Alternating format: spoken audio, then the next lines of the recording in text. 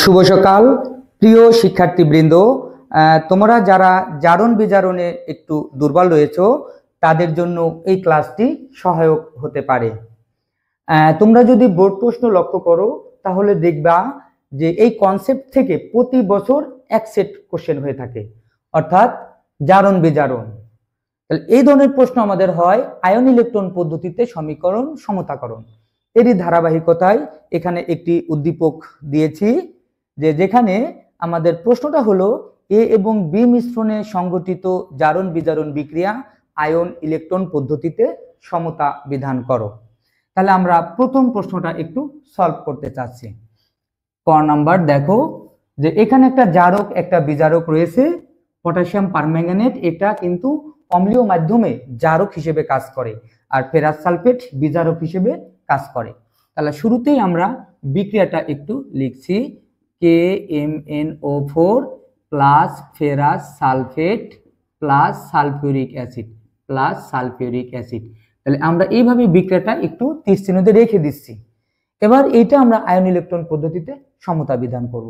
তাহলে প্রথমে এখানে জারক বিজারক এইটাকে আমাকে চিহ্নিত করতে হবে।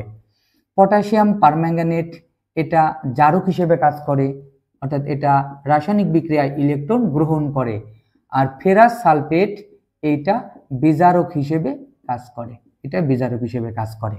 তাহলে পটাশিয়াম পারম্যাঙ্গানেট জারক, ফেরাস সালফেট বিজারক। তাহলে এই জারণ বিজারণ বিক্রিয়ায় প্রথমে ইলেকট্রন দান হয়, তারপরে ইলেকট্রন গ্রহণ হয়। তাহলে প্রথমে জারণ অর্ধ বিক্রিয়া, প্রথমে জারণ অর্ধ বিক্রিয়া। এই জারণ অর্ধ বিক্রিয়াটা বিক্রিয়াটা দিবে বিজারক, কারণ বিজারক ইলেকট্রন ত্যাগ করে, বিজারক ইলেকট্রন ত্যাগ করে। তাহলে এখানে যে ফেরাস সালফেট কেন বিজারক হিসেবে কাজ করে একটু লক্ষ্য করো। ফেরাস সালফেটকে যদি লবণটাকে আয়নিত করি তাহলে আমি ফেরাস আর সালফেট এই দুইটা যৌগমূলক পাই, ফেরাস আর সালফেট। এর মধ্যে সালফেট দর্শক আয়ন হিসেবে কাজ করে, অর্থাৎ সালফেট ইলেকট্রন ত্যাগও করে না, ইলেকট্রন গ্রহণও করে না। তাহলে মূল যে বিজারক হিসেবে যে কাজ করবে সেটা হলো ফেরাস। ফেরাস সে ইলেকট্রন ত্যাগ করে ফেরিক আয়নে পরিণত হয়, ফেরাস থেকে ফেরিক, ফেরাস থেকে ফেরিক।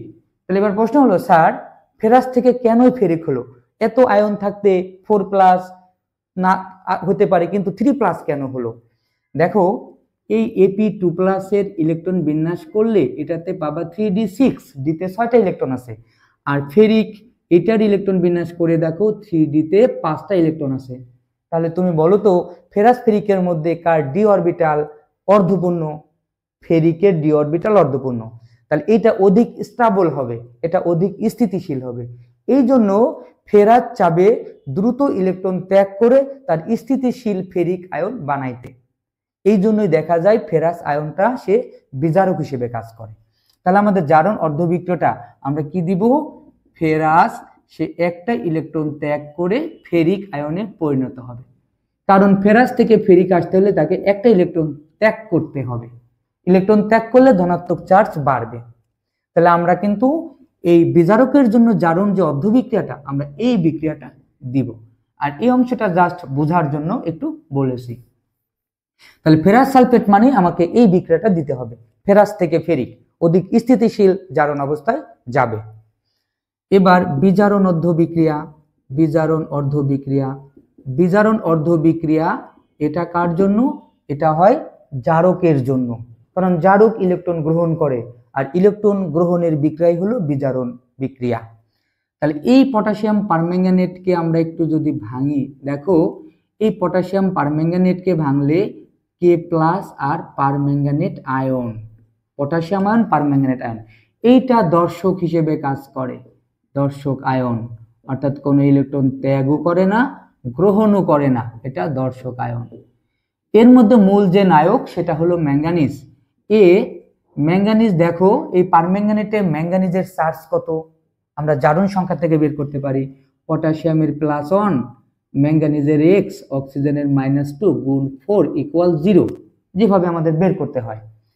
তাহলে এখান থেকে দেখো 1 + x - 8 = 0, x = +7, তার মানে ম্যাঙ্গানিজ +7 চার্জে আছে।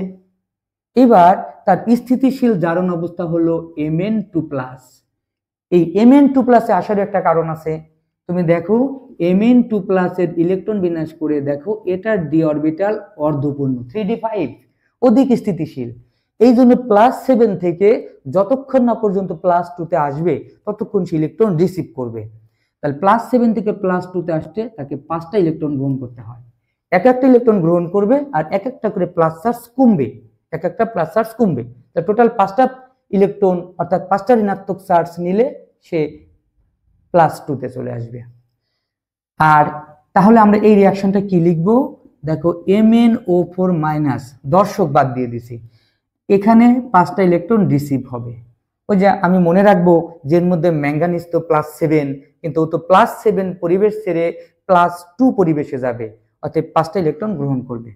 আর এর যে অক্সিজেন আছে এই অক্সাইড আয়ন এইটা এই অ্যাসিড কর্তৃক প্রদত্ত H+ আয়নের সাথে যুক্ত হয়ে এটা পানি তৈরি করবে।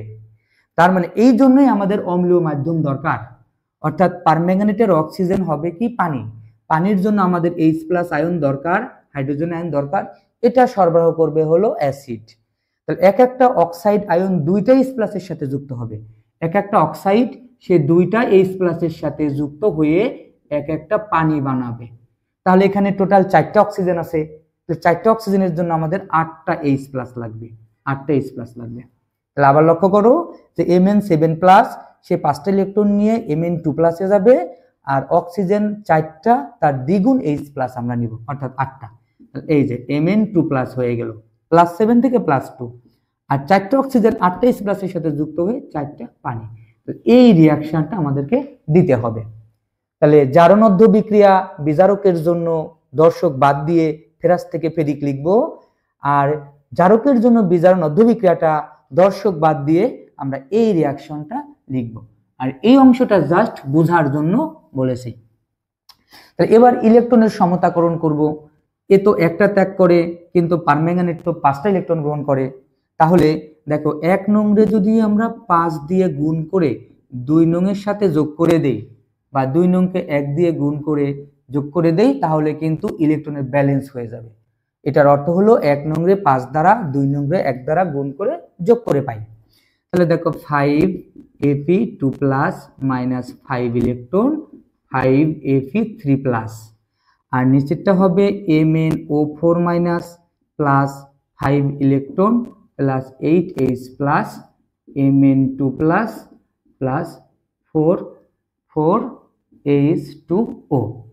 এবার যদি যোগ করে দেই তাহলে দেখো 5Fe2+ ইলেকট্রন ইলেকট্রন বাদ যাবে, MnO4- পারম্যাঙ্গানেট আয়ন 8টা H+, আর ডান পাশে 5টা ফেরিক আয়ন ম্যাঙ্গানাস আয়ন আর হলো 4 অণু পানি। এইটা তার মানে কিন্তু জারণ বিজারণের মূল কাজ আমাদের শেষ। এবার শুধু দর্শক আয়ন যোগ করে সমীকরণ সমতা করা। কিন্তু একটা জিনিস লক্ষ্য করো, এই যে ফেরিক তৈরি হয়েছে এটার দর্শক আয়ন তো সালফেট, এখানে আমাদের দর্শক আয়ন হিসেবে কাজ করবে পটাশিয়াম আর হলো সালফেট, এই দুইটা ছিল দর্শক, এই দুইটা কে ছিল দর্শক আয়ন। তাহলে ফেরিকের সাথে যুক্ত হবে তো সালফেট।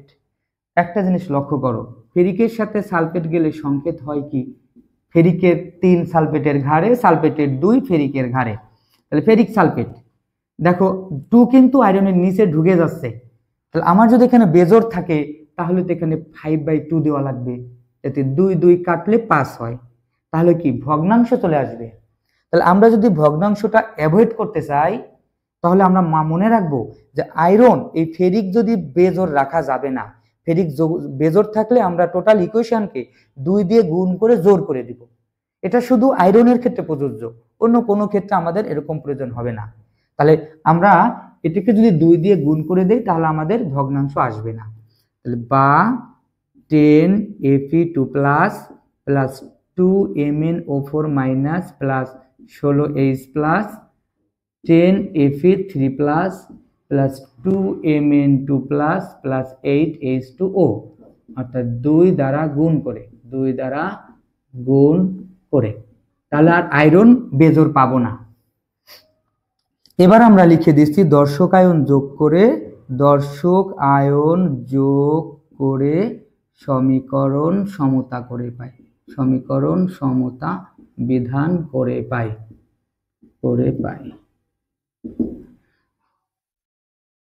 আচ্ছা, তাহলে দেখো তো এই ফেরাসের সাথে দর্শক হিসেবে নিশ্চয়ই কে প্লাস আসবে না, কারণ প্লাসের সাথে তো আর প্লাস যুক্ত হবে না। তাহলে দর্শক হবে কে? সালফেট। তাহলে ফেরাসের সাথে সালফেটের সংকেত কি? FeSO4। আর এখানে 10 ব্যালেন্স করার জন্য আগে 10 দিয়ে দিচ্ছি।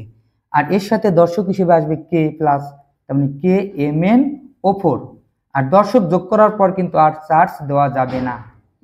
আর H প্লাসের সাথে আমরা আনবো হলো সালফেট, হয়ে যাবে কি H2SO4।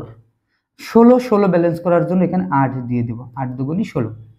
একটা জিনিস লক্ষ্য রাখতে হবে যে আমরা কিন্তু যে এখান থেকেও সহজভাবে চিন্তা করতে পারি যে এই যে তীর চিহ্ন দিয়ে যে রাখছি বাম পাশে, তো এরা ছাড়া অন্য কেউ হবে না। তার মানে তুমি একটু চালাকি করলে এই ফেরাসের জায়গায় কিন্তু ফেরাস সালফেট লিখতে পারো, পারম্যাঙ্গানেটের জায়গায় পটাশিয়াম পারম্যাঙ্গানেট লিখতে পারো, আর H প্লাসের জায়গায় H2SO4 লিখে দিতে পারো। আর এখান থেকে ব্যালেন্স করব যে 10, এখান থেকে 2, এই যে 2, আর এখান থেকে 8, এটা ব্যালেন্স করাই লাগবে। এবার প্রশ্ন হলো ডান পাশে তো আমার বিক্রিয়া আগের থেকে নাই, তাহলে এখানে তো আমার এই ডান পাশের এর সাথে দর্শক আয়ন যোগ করেই সমীকরণ সমতা করতে হবে। তাহলে ফেরিকের সাথে সালফেট আনলে আগে সংকেত আয়রনের যোজনী 3 দিলাম সালফেটের ঘাড়ে, সালফেটের 2 আয়রনের ঘাড়ে। এবার কাটাকাটি করা কিন্তু যাচ্ছে না, তেমন এটাই সংকেত। তো সবার আগে সংকেত গঠন, আবারও বলছি সবার আগে সংকেত গঠন, এরপর সমতা। তাহলে এবার 10 ব্যালেন্স করার জন্য আগে 5 দিব, 5 দুগুণী 10, এই যে 10টা ফেরিক হয়ে গেছে। আর Mn এর সাথে দর্শক আয়ন সালফেট আসবে, তাহলে সংকেত MnSO4। আর 2 ব্যালেন্স করার জন্য আগে 2 দিয়ে দিব। আর পানি তো নিরপেক্ষের সাথে তো আর কেউ যুক্ত হবে না, তাহলে পানিই থাকবে। আরেকটা ব্যাপার হলো বাম পাশে দেখো যে এইটা সমতা করতে গিয়ে বাম পাশে কে পটাশিয়ামকে নিয়ে আইছে, তো ডান পাশে কিন্তু কোথাও পটাশিয়াম নাই, কিন্তু একটা সমীকরণের দুই পাশেই তো সবাই থাকতে হবে। এই জন্য পটাশিয়াম ডান পাশে থাকবে, তবে পটাশিয়াম প্লাস কার সাথে যুক্ত হবে? পটাশিয়াম সালফেটের সাথে যুক্ত হবে, দর্শক যুক্ত হবে। তাহলে মনে করে এই K2SO4 লিখে দিতে হবে, কারণ এর সংকেত K2SO4, সালফেটের 2 পটাশিয়ামের ঘাড়ে আর পটাশিয়ামের 1 সালফেটের ঘাড়ে। এবার এপাশেও 2টা পটাশিয়াম ছিল, এই যে K2 মানে 2টা পটাশিয়াম ঢুকে গেছে, আমাদের কিন্তু সমতা হয়ে গেছে। তাহলে এই পর্যন্ত রাখলেই কিন্তু আমরা ফুল মার্ক পাবো। তাহলে আমি আশা রাখছি তোমরা এই পটাশিয়াম পারম্যাঙ্গানেটের সাথে ফেরাস সালফেট আর সালফুরিক অ্যাসিডের সমতাকরণ খুব সহজেই বুঝতে পেরেছো। এবার আরেকটা ইকুয়েশন এখানে